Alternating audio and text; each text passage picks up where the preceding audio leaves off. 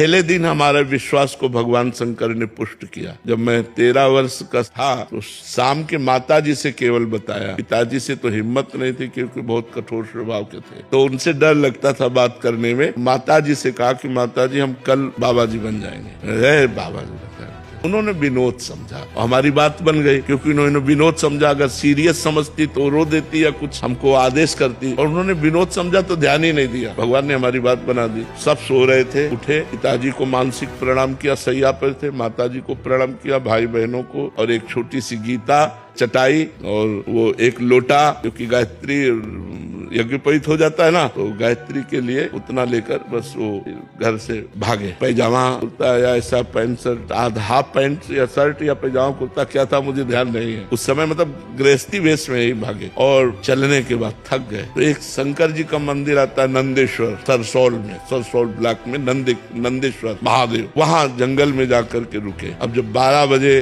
भूख लगी, क्योंकि सुबह से कुछ न कुछ घर में मिल जाता था, सुबह तो मिला नहीं, चलते चले आए। अब दोपहर के 12 बज गए, भूख लगी, तो पहली बार हमारे मन में प्रश्न उठा, कैसे जीवन निर्वाह होगा, जीवन निर्वाह कैसे होगा, कहाँ रहेंगे, कहाँ जाओगे। तुरंत हम कहा ये तो हमको परास्त कर देगा प्रश्न। तुरंत उनका भगवान जैसे रखेंगे, हम भूखों मर जाएंगे लेकिन घर नहीं जाएंगे, हर कष्ट सहेंगे। इतने में एक आदमी आ गया, हमारे विश्वास को भगवान ने तुरंत पुष्ट किया। एक आदमी आ गया, उसने कहा बच्चा यहाँ एक सूर स्वामी रहते थे, जानते हो क्या? तो हम कहा हम यहाँ नए आए, हम जानते किसी को नहीं। कमंडल खोला, 1 लीटर दही होगा, मीठा दही, गांव के दूध गड़वा का लाल दही, लाल रंग का हो गया। बोला तुम पी लो, अब हम वापस नहीं ले जाएंगे, उनके लिए लाए थे, वो है नहीं तो आप पी लो। वो संत कहीं चले गए होंगे, हमें सब कुछ लगे। हम कहा हम क्यों पी ले?